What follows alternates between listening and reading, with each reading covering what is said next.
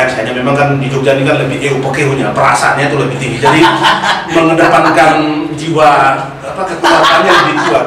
Kalau Pak Dwi mungkin lihat literatur ya, kemudian teman-teman dari Muhammadiyah, Pak Din sempat sebutkan juga bahkan Muhammadiyah itu hampir sekian M, bahkan sekian T itu yang kemudian belum terbayarkan. Nah ini yang kemudian sebetulnya masyarakat sudah ada problem sebetulnya kalau kami lihat dari sisi positifnya ya, asal pelayanan. Karena kalau misalnya klaimnya kurang direalisasi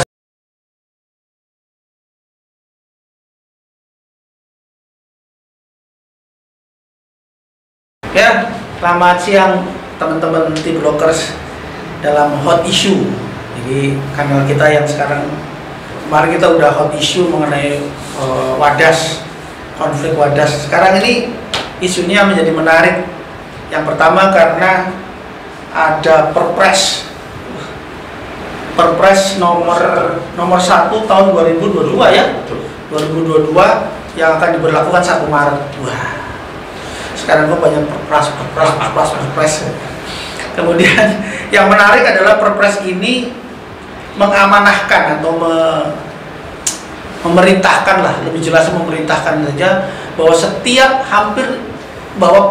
setiap pengurusan beberapa hal seperti yang sudah masuk, ada SIM, ada pengurusan umroh, haji, SKCK, tanah, segala itu wajib menyertakan fotokopi atau menjadi anggota BPJS Kesehatan.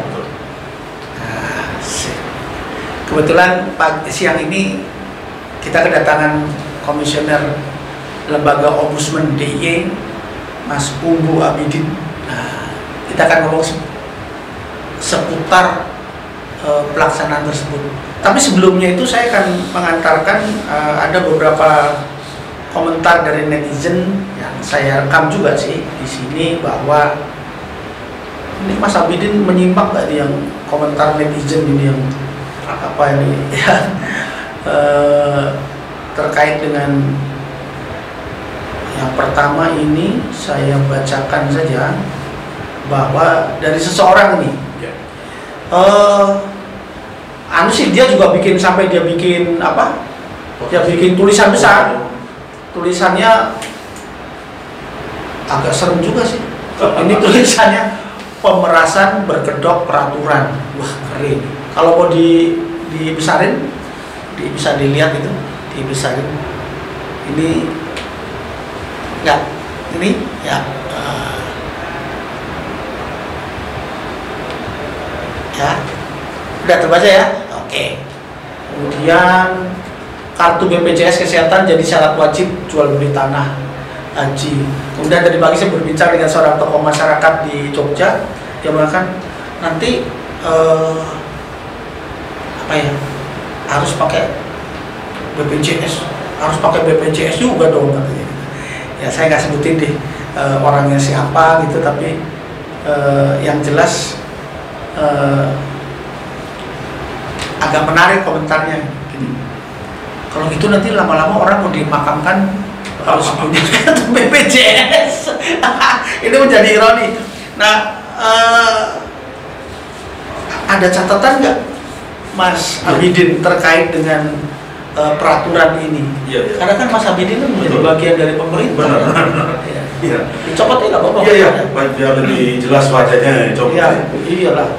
Jadi begini, Pak Tunun, Pak Dwi sudah diajak berdiskusi di Pojok Timoho nih, blog channel ya, Timoho blog channel.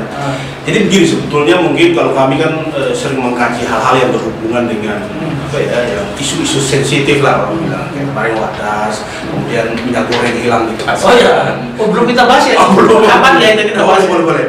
Nah, kemudian yang muncul yang terkini ini masalah instruksi Presiden nomor 1 tahun 2022 ya, tentang BPJS, diwajibkan BPJS. Jadi memang kalau kita telusuri Pak, itu memang 6 tahun yang belakangan itu memang hampir belum 3 di BPJS Kesehatan. Sebentar, saya catat dulu. T-Blockers ini informasinya menarik ini. 6 tahun yang lalu BPJS hampir gulung tikar, padahal itu punya pemerintah. Betul. Dari sebabnya apa? Ya nggak tahu, mungkin pengelolaannya sama mungkin ya manajemen lah. Kalau kami melihat dari kajian kami hampir seperti itu. Hanya memang 2 tahun terakhir ini naik, karena tahun 2020 sempat dinaikkan ya iurannya. Kemudian mungkin banyak juga orang yang jarang takut ke rumah sakit sehingga mungkin klaimnya berkurang. Jadi 2 tahun terakhir ini agak naik ini BPJS. Nah, mungkin dengan munculnya instruksi ini bisa lebih naik lagi. Memang pemerintah kan banyak sekali melakukan hal-hal yang berhubungannya minim sosialisasi sebetulnya, sehingga orang agak-agak kaget ya kalau ibarat orang naik sepeda motor tuh tanpa rating tiba-tiba belok gitu. Orang yang ke kanan dia belok ke kiri ya. Orang yang di belakang kan hanya diserang jantung ini orangnya dia naik motor tapi tidak tahu pakai rambu-rambu gitu loh. Siapa itu? Ini orang penting ini. Jadi makanya kami kan kebetulan lembaga yang bertugas untuk mengawal pelayanan publik. Jadi memantau semua ini dari sisi yang objektif ya. Jadi kalau kami di LOD itu lebih banyak mengedepankan itu apa orang bilang positive thinking, kalau bahasa pesantrennya husnuzon. Husnuzon. Nah, jadi bayang kita ketika nanti ini diperlakukan minimal nanti orang bisa pelayanannya lebih baik. Karena dari beberapa yang kami komunikasikan itu memang ya pro kontra ya, tapi kalau mau naik kan tidak apa-apa, asal pelayanan juga bagus. Karena yang terjadi ya bahkan yang masuk di tempat kami itu bahkan BPJS mengutang ke rumah sakit. BPJS? Ya, jadi rumah sakit ngutang ini loh, jadi belum terbayar kan itu. Klaimnya rumah sakit ada berapa banyak ya? Kalau di Jogja kan Jogja ya? Iya. Kira-kira senilai berapa itu? Ya sebenarnya secara nominal lumayan, hanya memang kan di Jogja ini kan lebih EUPKU-nya, perasaannya itu lebih tinggi. Jadi mengedepankan jiwa kekuatannya lebih kuat. Kalau Pak Dwi mungkin lihat literatur yang kemudian teman-teman dari Muhammadiyah, Pak Din sempat sebutkan juga bahkan Muhammadiyah itu hampir sekian M bahkan sekian T itu yang kemudian belum terbayarkan.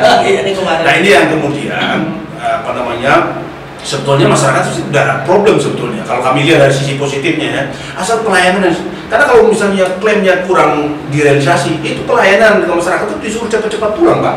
Orang belum selesai kalau cepat pulang kan, karena tadi bahkan bisa jadi bukan jadi yang masuk di kami orang itu diminta suruh beli obat sendiri.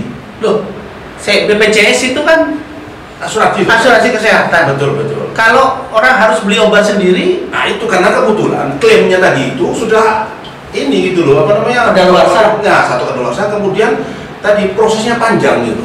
Sehingga maksudnya kami kalau kita kasih solusi, orang oke beli obat sendiri, tapi dia reimburse gitu loh. Kayak swasta gitu.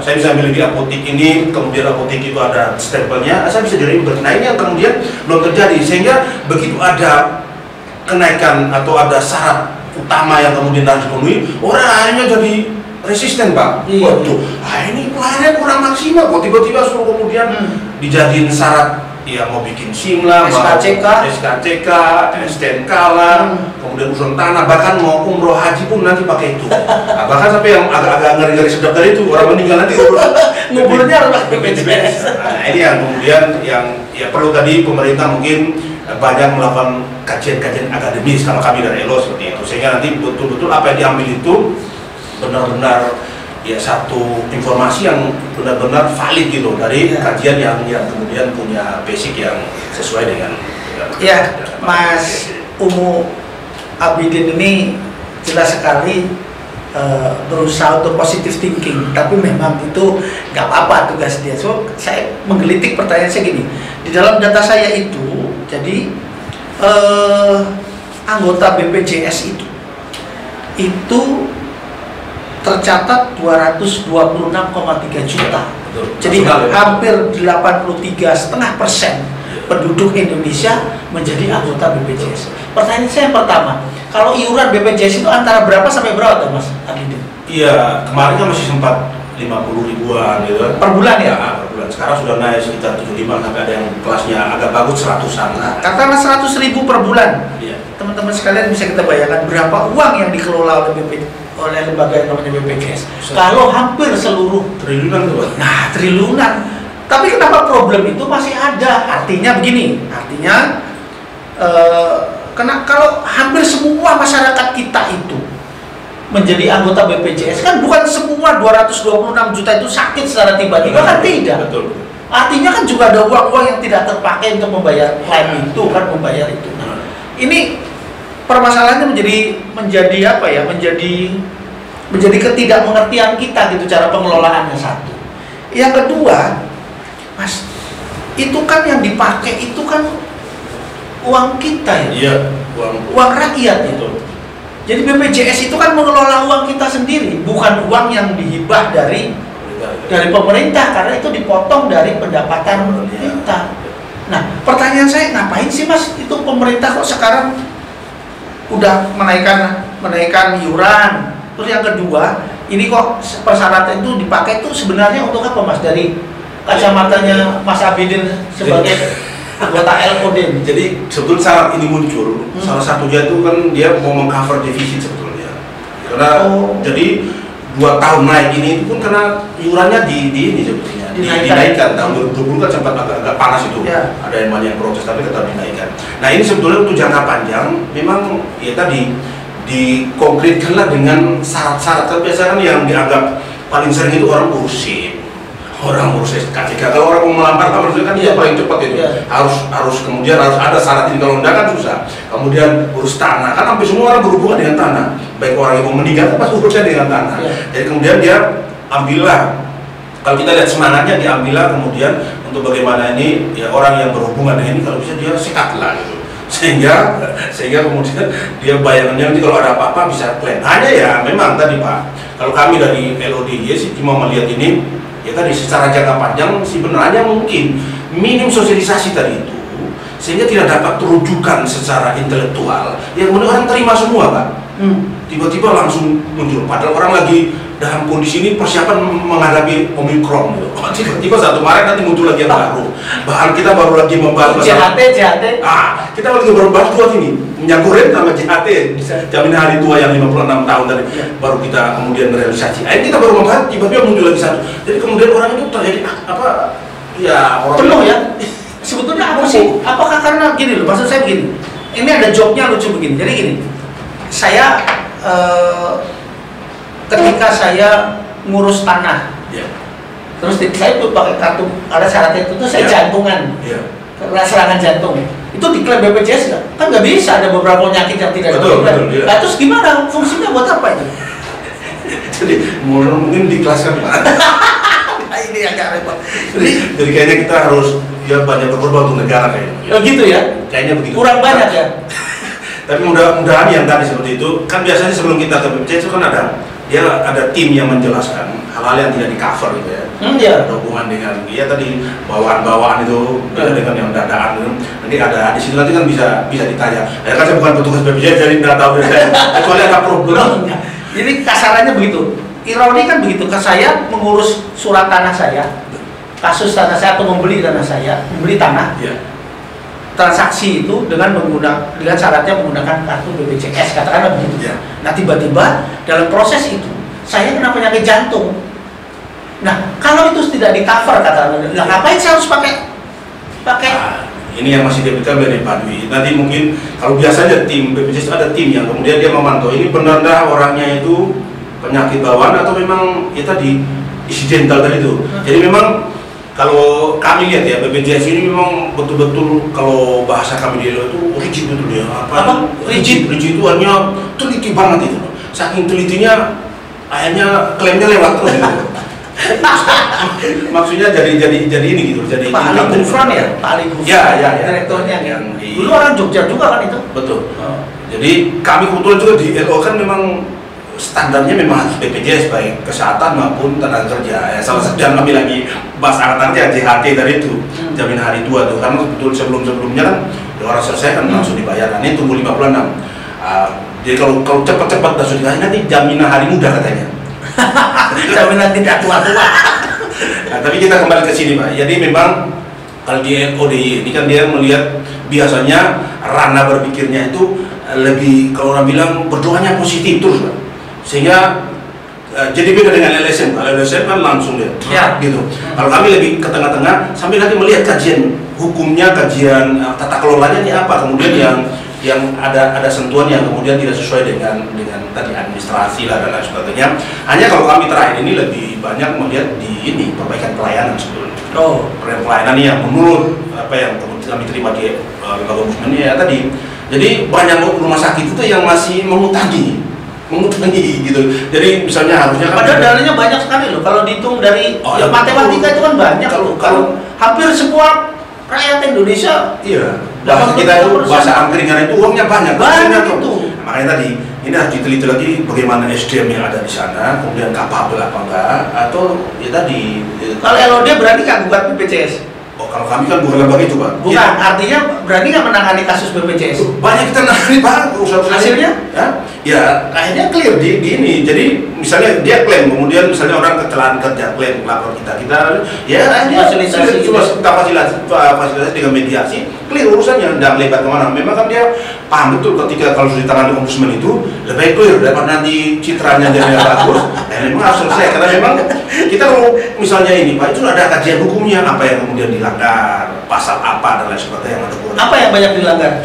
Ya tadi, jadi ada ketidakpahaman di tim kerjanya itu, tim lapangan. Jadi maaf kalau ini masuk kami apa ke kesehatan atau ke tenaga kerja. Jadi itu yang sering kalau di kantor undangan sering ribut sendiri mereka. Wah, ini masuk ke sini. Jadi yang ini gue bilang ya tadi butuh semacam apa ya? Guidance book. Iya, ada kalau bilang upgrading khusus untuk bagaimana kemudian dia bisa update dengan informasi yang kemudian bisa mengcover, tidak harus melebar ke ombudsman. Kadang bisa jadi, bukan bisa jadi, sering terjadi belum kita selesaikan, mereka sudah selesaikan sendiri. Nah, kan nggak boleh kalau sampai ombudsman harus selesai ombudsman. Sampai ombudsman sudah kita sudah berapa klaimnya? Tambahin aja. Kan nggak boleh begitu, Pak. Jadi kalau ombudsman sudah masuk di ranah itu kan harus clear, sehingga nanti tidak ada muncul ikutan baru karena tidak terempatkan gitu cara penyelesaian. Sampai sekarang masih begitu? Akan sekarang udah agak enak. Jadi beberapa kejadian sudah clear. Memang sempat detik ini ya kalau kita hitung dari 2021 ya 2020 lah. Kemarin 2021 laporan terakhir itu dari kasus BPJS cuma 3 sampai 5 saja. Nah, yang tadi klaim-klaim yang tadi orang tiba-tiba kecelakaan apa itu, akhirnya clear, tidak ada problem. Nah yang kemudian masuk yang ini sekarang yang terkini ini, yang kami juga ya lagi menunggu ini. Tiba-tiba ini contoh yang kita diskusi di kantor ya. Misalnya saya kan mau memperbanyak STNK ini, terus kemudian karena saya belum. Ternyata sudah jatuh tempo, karena harus bayar denda itu. Iya. Nah itu gimana prosesnya apa saya nanti Google? Ini gimana? Ini kita diskusi juga dengan teman-teman di kepolisian. Mungkin untuk kasus itu kita sementara di pending dulu, jadi tetap aja katanya, karena ini harus dicari formulanya. Mereka tuh di tingkat yang bagian bagus, ya. Sampai itu agak-agak ini juga agak-agak bingung juga. Nah, bisa jatuh tempo kan harus denda itu, Pak. Iya, kalau misalnya terlambat 1 hari itu kan denda. Padahal kartu BPJS belum jadi umumnya. Nah, iya, itu kan 14 hari dia kalau daftar kan 14 hari kemudian baru dengan ya. Ini yang kemudian harus cari solusinya. Kalau enggak kan jadi gaduh lagi nanti lagi. Nah, orang yang ngurusin bukan 1-2 orang kan. Apa itu coba lagi sampai kantor kita kan berhadapan dengan Samsat dulu. Kesana aja dulu. Ya paling full gitu. Nah, ini gimana solusinya? Ini yang kemudian nanti mungkin pelan-pelan dari teman-teman kepolisian akan cari solusinya agar kemudian nanti bisa ya tadi sama-sama happy kalau ombudsman sama-sama happy semua gitu loh, walaupun ya mungkin agak berat di masyarakat yang berpenghasilan ya. Mas Abidin, saya kembali ke soal BPJS itu sebagai sebuah organisasi. Saya kan kita pernah dengar Pak Jokowi itu justru akan memangkas berbagai peraturan-peraturan yang waktu itu sekian banyak yang menjadi berat, menjadi ruwet gitu dalam kebijakan publik gitu ya di berbagai sektor. Tapi kalau misalnya ini menjadi satu syarat lagi, apakah itu juga justru malah menambah satu lagi persyaratan dan segala macam itu kalau Pak Dwi tanya saya justru mesti tanya dengan lagi nih, Pak. Karena apa yang kemudian disampaikan oleh orang masyarakat Indonesia ini kadang sampai di tingkat masyarakat itu ya bukan apa-apa, orang malah bingung mencernanya. Misalnya Pak Presiden bilang kita harus memangkas ini gitu kan. Begitu dia gabung ke Omnibus Law gitu, dia memangkas itu semua, memangkas banyak itu. Terjadi ribut ya. Terus kemudian lagi ini muncul lagi yang tadi ini, kalau kami di lembaga ombudsman bilang, wah ini kayaknya kita tambah PR ini, karena begitu beliau kasih kebijakannya, yang paling banyak bersentuhan yang pelayan publik. Khusus kami ini, kenapa pasti akan datang masukan. Nah makanya saya tidak tahu bagaimana kemudian di seputar Pak Presiden ini kemudian menyampaikan ini kira-kira nanti apa dampaknya, dan mungkin juga diperhitungkan, dan dia yakin bahwa kita juga di daerah ini siap untuk kemudian mengcover apa yang kemudian kebijakan itu. Ya betul, kalau dari level Pak Dwi sebagai ibaratnya masyarakat umum, kemarin katanya pangkas tapi kok tambah. Bagi mereka tidak tambah. Ini bagian dari tadi kebijakan yang ribet tadi itu dijadiin satu saja, nggak usah kemudian yang banyak-banyak. Sebetulnya kalau lihat dari PP tentang BPJS tahun 2016 sudah ada sebetulnya syarat BPJS ini, hanya karena peraturan pemerintah, bukan instruksi. Kali ini instruksi Pak. Baru instruksi. Ini instruksi ini. Oh, belum peraturan. Peraturan pemerintah sudah ada 2019 dan 15 waktu itu. Artinya ketika instruksi presiden ini harus dijalankan nanti.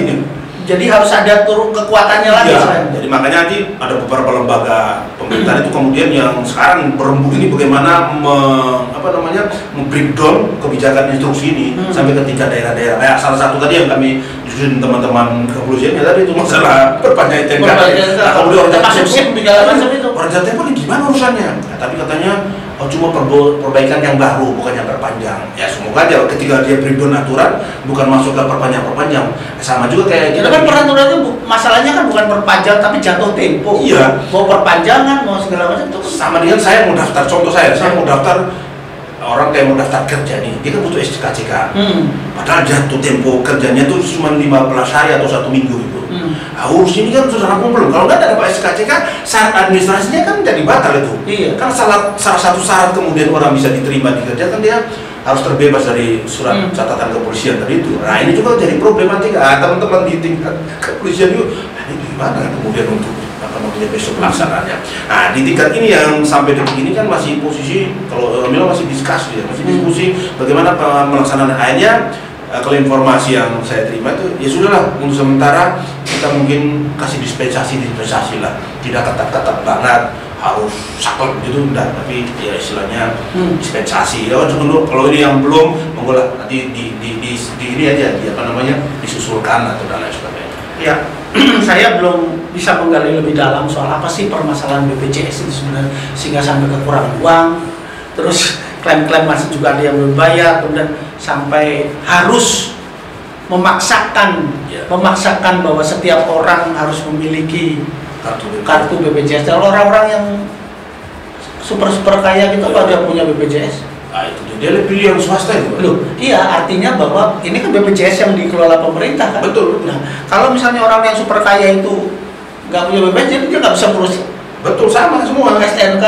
Makanya kita kan akan lihat nanti apa cuma di masyarakat umum diperlakukan atau di level elit juga. Ya. Karena yang paling banyak diplomasi, banyak berkelit kan yang punya power itu.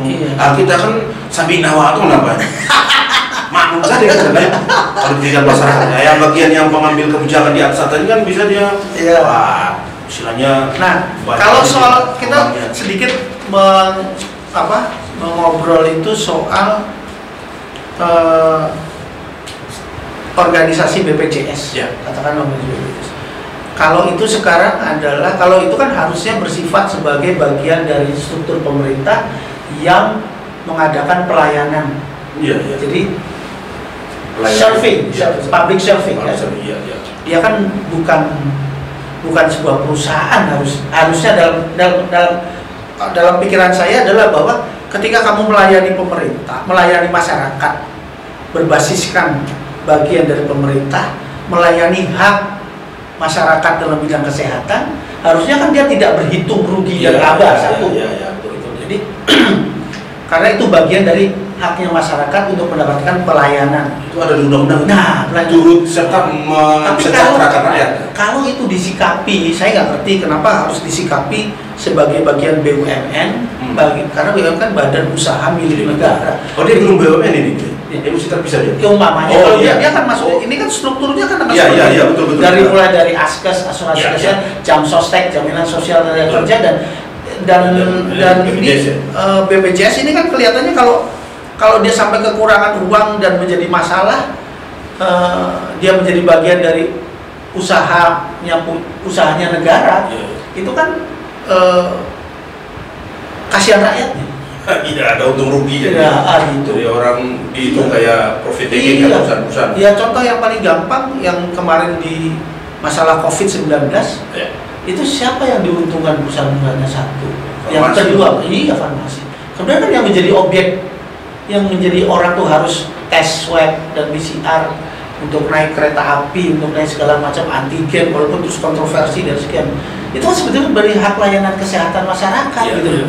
Tapi ketika ini diuangkan sehingga terjadi keuntungan rugi, jadi neraca lah bahasanya, rugi laba, saya pikir kok ada yang harus dibenahi nih Mas Fuad, gitu loh. Iya. Karena hak saya, Mas Abidin, hak saya, hak panjenengan, hak teman-teman sekalian yang harusnya mendapat layanan kesehatan menjadi tidak terlayani dengan baik, gitu loh.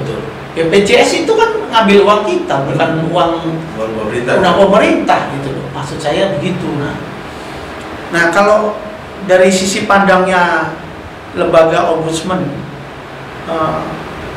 organisasi BPJS itu seperti apa sih Pak? Iya, jadi kalau kami ini terus terang hampir setiap hari kan ada kajian-kajian ya, usul hubungan yang lain. Nah, kalau dari beberapa teman sih usul sebaiknya nggak usah tanggung-tanggung. Kalau memang mau masuk pasar modal, masuk sekaligus aja. Jadi perusahaan betul? Iya, jadi orang yang kemudian perusahaan asuransi kesehatan ya. Kita ambil contoh yang asuransi swasta itu kan sampai ada yang raksasa itu Pak, asuransinya. Tidak ada problem. Nah, makanya harus sumber daya juga yang mumpuni. Karena pengelola di pasar modal itu kan betul-betul bukan sembarang. Orang kemudian masuk ke sana, dia otomatis punya kemampuan dalam bagaimana tadi memanajerial masalah keuangan itu. Jadi kalau ini kan tanggung. Saya akan sering bilang bahwa yang ditempatkan di sini boleh jadi atau bisa jadi kan patut kemudian kita tersangka lah. Ini tidak kompeten lah kalau bahasa di LOE atau inkompeten, sehingga jadi pengelolanya. Iya, jadi manajemennya jadi tidak jelas muaranya gitu loh. Sehingga harus pemerintah turun tangan gitu loh. Kalau kemudian dia betul-betul ya tadi seperti yang dilakukan swasta di pasar modal itu, iya benar-benar kalau memang mau profit taking gitu harus betul-betul orang yang profesional mengelola, sehingga tidak memberatkan negara, tidak memberatkan pemerintah, karena betul-betul kan uangnya banyak seperti Pak Dwi bilang tadi, ini masyarakat itu yang kan secara logika bisa kita hitung sekian triliun kan bisa dikelola dengan baik, karena ada ibaratnya wadahnya itu loh di pasar modal. Nah, kalau teman-teman bilang gitu, kalau memang kemudian betul-betul mau dikerjakan secara profesional, ini kemudian bisa kemudian income untuk negara sebetulnya, bukan kemudian disubsidi oleh negara terus untuk kemudian biar bisa survive gitu. Nah, ini yang saya bilang ya tadi butuh masukan atau sentuhan-sentuhan yang kemudian bisa memberi input kepada tadi manajemen BPJS ke depan gitu. Oke. Aduh, teman-teman cepet kan ya waktunya Pak? Iya, kurang banyak ini. Kita berseri kok gimana ya? Bisa 4 jam ya kalau berseri ya. Siap. Baik teman-teman di Blockers, ada beberapa catatan yang saya dapatkan dari diskusi dengan Mas Abidin dari Lembaga Ombudsman Daerah, Lembaga Ombudsman DIY. Yang pertama adalah yang berkaitan dengan program yang akan dilaksanakan itu minim sosialisasi. Seharusnya tidak ujuk-ujuk, sehingga rakyat masyarakat yang menjadi tujuan dari program tersebut menjadi agak gelagapan gitu, dan menjadi menimbulkan berbagai opini. Kemudian yang kedua, bahwa BPJS terus terang aja deh, kalau mau jadi swasta masuk pasar modal, ya ayo masuk pasar modal. Kalau mau pemerintah, ya ayo pemerintah gitu. Sehingga dia jelas, nggak usah tanggung-tanggung. Kemudian ada catatan juga tentang pengelolaan BPJS yang diminta untuk lebih profesional, karena sudah menggunakan uang rakyat yang diambil dari pungutan jaminan kesehatan yang disetor setiap bulan itu berapa. Kemudian aturan-aturan itu juga harus disinergikan secara komprehensif dengan berbagai instansi yang terkait, misalnya soal SIM, SKCK itu dengan pihak kepolisian dan segala macam. Baik teman-teman di Blocker, terima kasih sudah menyimak dialog kita pada hari ini dari Hot Issue. Nah, sampai ketemu di sesi berikutnya. Salam tim Blocker.